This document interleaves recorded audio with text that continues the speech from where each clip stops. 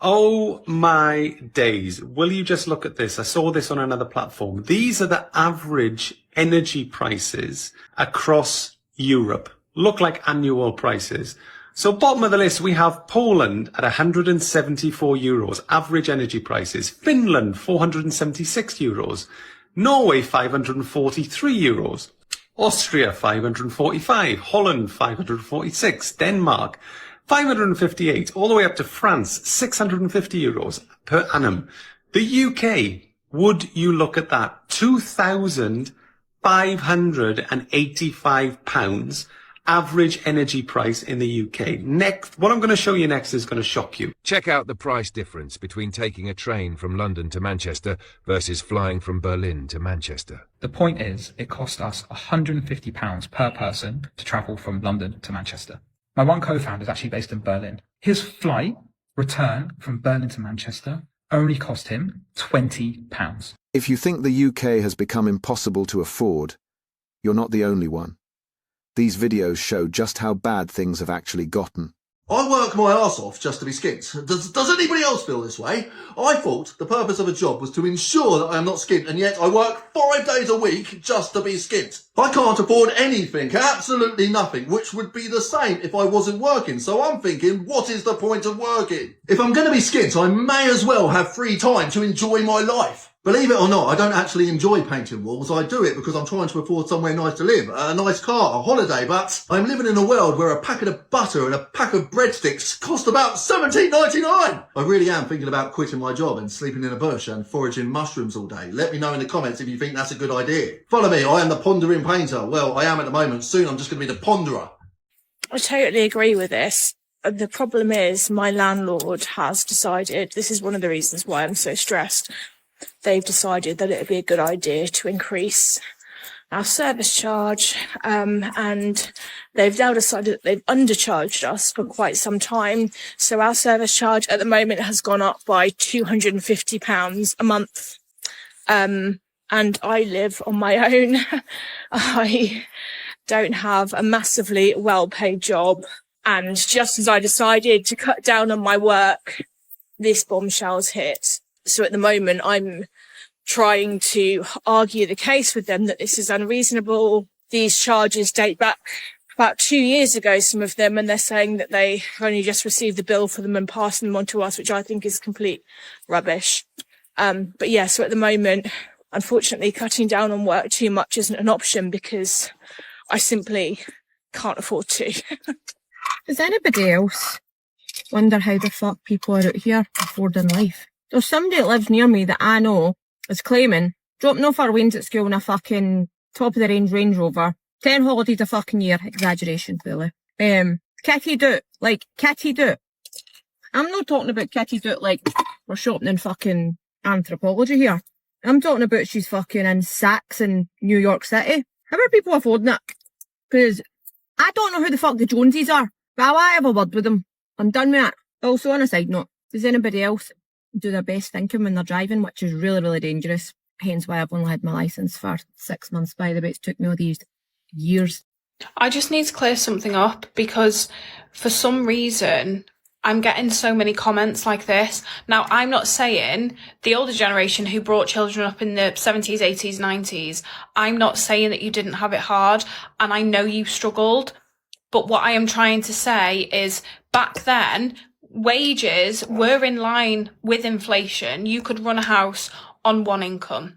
Now, for the past 5 years, wages aren't in line with inflation.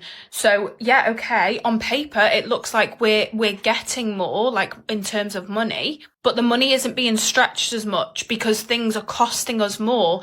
Basic essentials are costing us more. Don't want you to think I'm dismissing the hardship that you went through, because I'm not. And if it comes across like that, then I am sorry. And from the comments on the video that this comment is from, so many people are in the same boat. People on benefits will be getting more money from the government. Benefits are set to rise by 6.2% next April as inflation has stayed at 3.8% this month, which sounds quite big, but not when you look a little closer. Rent, energy and childcare are all increasing faster than 3.8%. So while benefits are going up, they are not keeping pace with the real cost of living. And also, every rise adds billions to government spending, putting us further into debt. So the real question is this enough? And can we even afford it? What do you think? And follow to keep up to date with everything money. How bad is the cost of living in the UK? I want to use this as an example. Fish and chip prices hit record highs. Families across England pay £15.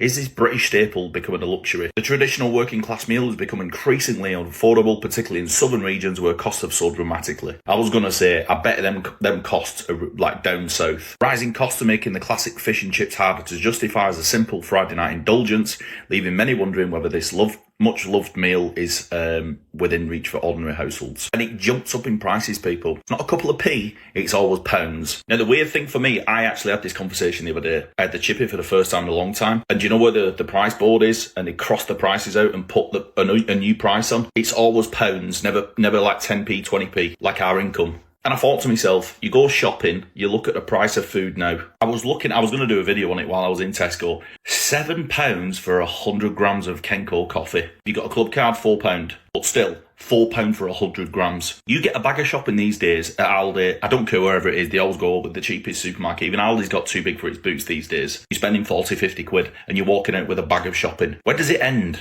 When does it become unsustainable? Because I feel like we're already getting to that point. When I walk into my Tesco and I always see groups of people literally hounding around the reduced section. Now, some people just do that to get a bargain, but I genuinely feel like some people do that because that is all they can afford. Because the bills are through the roof, the cost of living's through the roof. What else can they do? When I was a kid, you used to be able to get fish and chips for like a couple of quid? Now you're looking at 15 quid. I think it's around 10 quid at my chippy. It's absolutely disgusting. And it's just going to keep rising, people. That's the issue. It's going to keep rising. Do you know what another recession indicator is? Guys, before, you could literally do a last-minute holiday shop on Shein for about £30, max £40, and you would still get, like, significant amount of items. Same thing now is about £80. For what? For 6 flimsy pieces of clothing? I don't think so.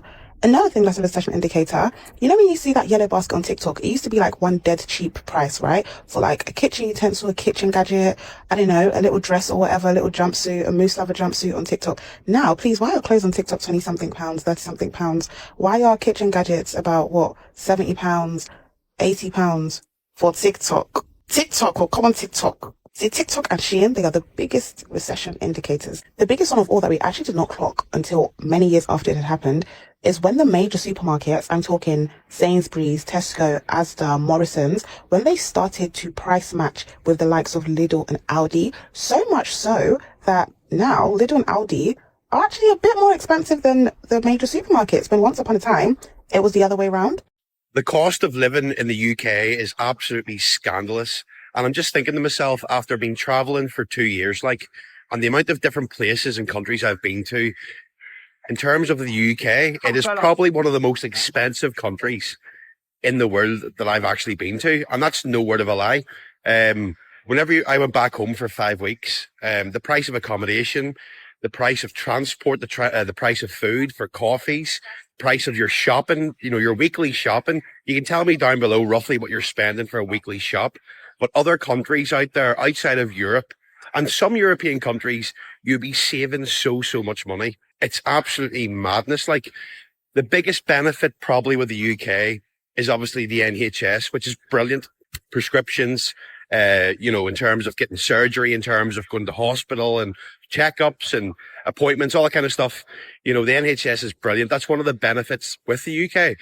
But everything else comes with it. The cost of living, the taxes, everything, it all does balance itself out. And that's just me thinking there for the last few minutes, whenever I was back in the UK for nearly 2 months.